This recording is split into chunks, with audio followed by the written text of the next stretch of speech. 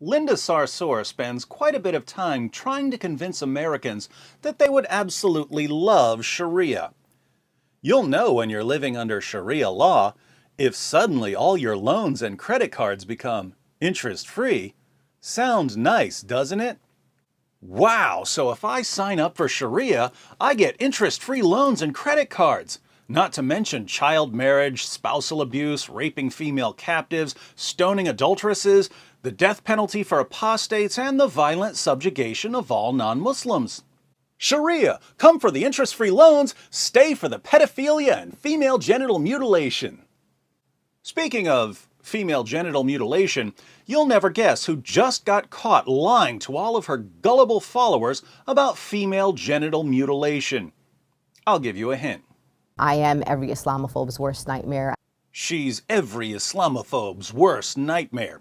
Someone who constantly lies about Islam in order to deceive people who would never in a million years sit down and actually read an Orthodox Muslim source. Obviously, if you're trying to get Americans to warm up to Sharia, you have to keep them utterly ignorant of almost all of Sharia. Just keep telling them about the interest-free credit cards until they're being forced to convert with swords at their throats. Police recently arrested a gang of female genital mutilators in a Detroit suburb. The three suspects are all members of the Dawoodi Bohra sect of Shia Islam. Now, as warped and twisted as our ethical views have become here in America, people still tend to agree that doctors shouldn't be chopping off little girls' clitorises. So who's going to step in and protect Islam from criticism? Everyone's favorite fake feminist responded to the arrests with, "Female genital mutilation has no place in Detroit or anywhere else in the world. Female genital mutilation is barbaric and is not an Islamic practice." I agree with Linda Sarsour that female genital mutilation is barbaric and that it has no place in Detroit or anywhere else in the world, but I'm confused by her claim that it's not an Islamic practice, mainly because Muslim scholars and her prophet say the exact opposite. For instance, the sheikhs at the fatwa site Islam Question and Answer were asked to comment on this topic. A concerned Muslim wrote, "Nowadays we hear that many doctors denounce the circumcision of girls and say that it harms them physically and psychologically, and that circumcision is an inherited custom that has no basis in Islam." Sounds like something Reza Aslan would say. I mean, the argument about the female genital mutilation being an Islamic problem is a perfect example of that. It's not an Islamic problem, it's an African problem. Well, wait. The scholars replied, "Praise be to Allah. Firstly, circumcision is not an inherited custom, as some people claim. Some people, including Linda Sarsour and Reza Aslan. Rather, it is prescribed in Islam, and the scholars are unanimously agreed that it is prescribed. Not a single Muslim scholar, as far as we know, has said that circumcision is not prescribed." Think about this. Linda Sarsour tells her followers that female genital mutilation isn't an Islamic practice. But actual Muslim scholars say that they unanimously agree that it is an Islamic practice and that they can't find a single Muslim scholar who doesn't think that it's an Islamic practice. Oddly enough, this would suggest that actual Muslim scholars don't regard Linda Sarsour or Reza Aslan as scholars, and yet Sarsour and Aslan are constantly paraded across news channels as experts. It's as if our news channels don't want accurate information about Islam. But let's see why Muslim scholars are unanimous on this issue.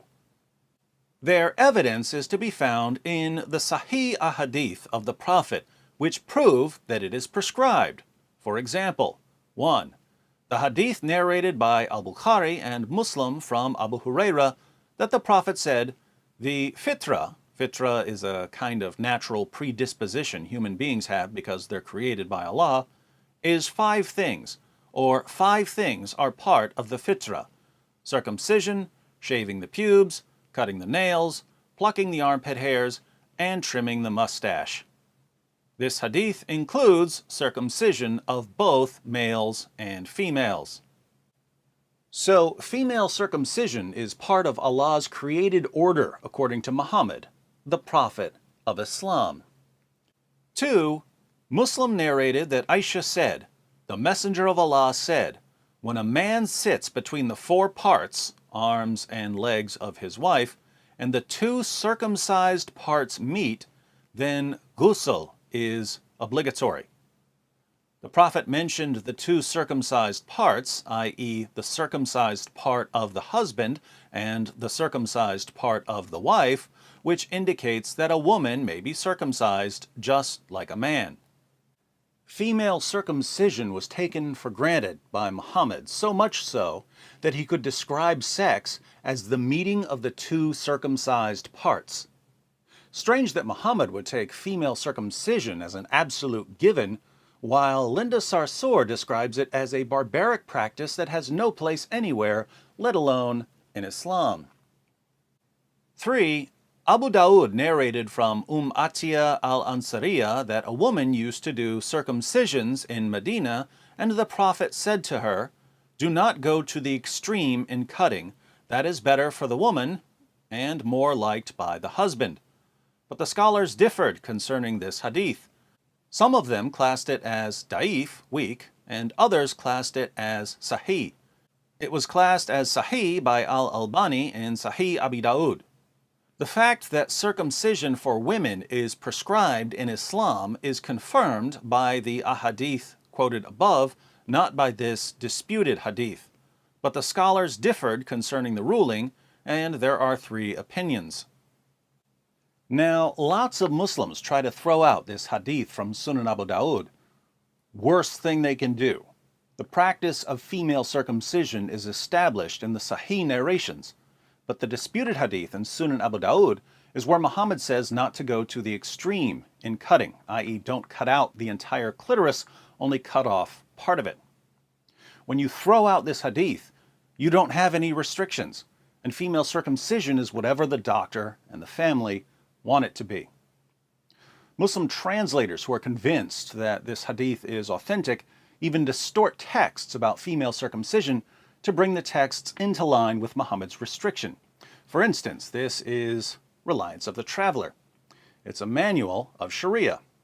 Odd that a manual of Sharia would be more than 1,000 pages long when Linda Sarsour can sum up Sharia in a single tweet.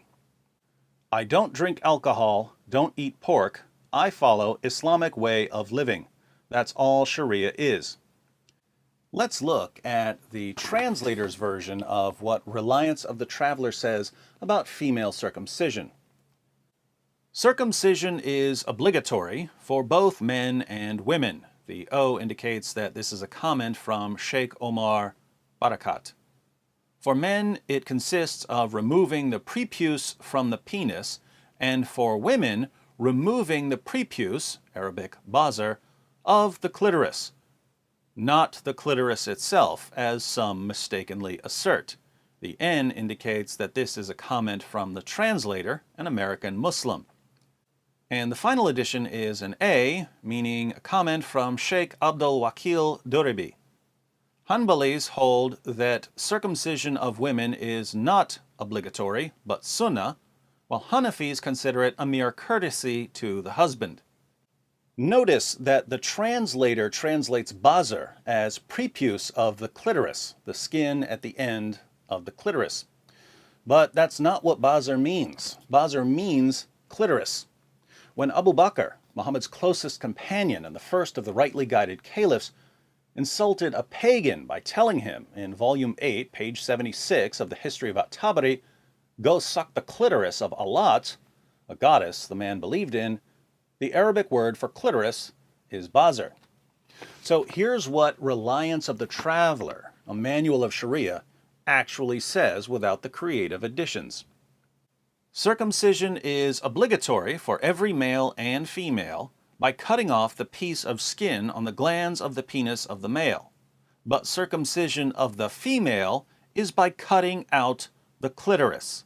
This is called hufad. Reliance of the Traveler says that female circumcision is cutting out the clitoris, and that it's obligatory. The translator waters this down because he's trying to bring the ruling into line with what Muhammad said about not going to an extreme in cutting. If you call that a weak hadith, you're left with cutting out the clitoris. Is female circumcision starting to sound like it has something to do with Islam? Uh-huh. From an Islamic perspective, there are only two areas for disagreement. First, how much of the clitoris should be cut off. A scholar's answer to that question will depend on whether he believes that the circumcision hadith in Sunan Abu Dawud is strong or weak.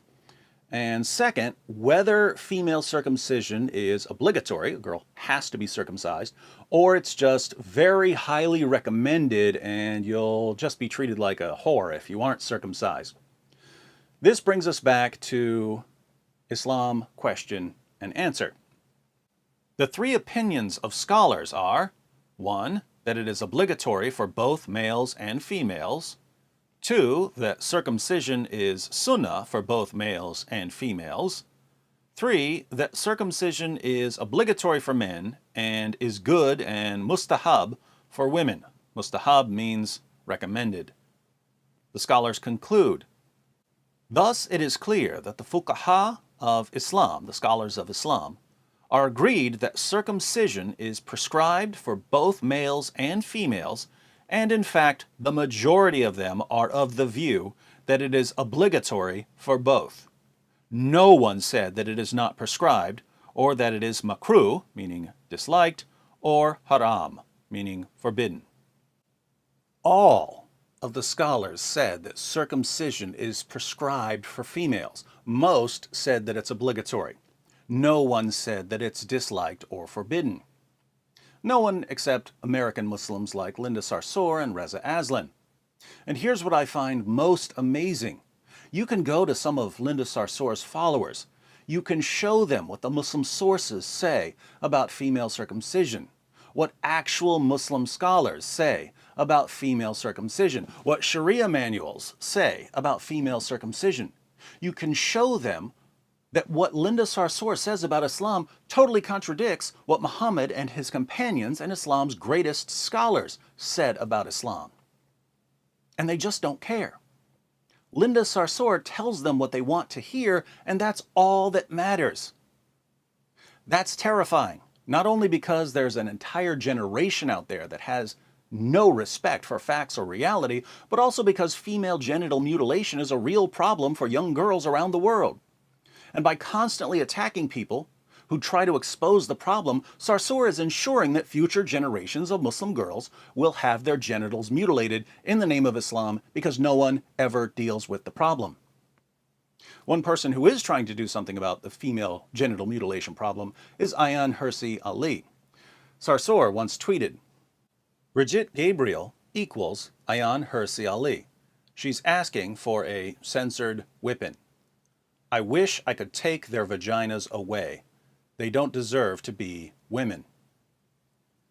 Linda Sarsour wants to take Ayaan Hirsi Ali's vagina away. Why is this disturbing? Ayaan Hirsi Ali is a former Muslim, and she's a victim of female genital mutilation. Islam already took part of her vagina. Sarsour wants to take the rest. Quite the champion of women's rights you've rallied behind there, feminists. But again, we can agree with Sarsour on one thing. Female genital mutilation is a barbaric practice that has no place anywhere in the world. But think about the obvious conclusion here. Premise 1, female genital mutilation clearly has a place in Islam. Premise 2, female genital mutilation has no place in this world. Therefore, Islam has no place in this world. Thanks for the new argument, Linda. In your honor, I'll call it the Sarsourian argument against Islam.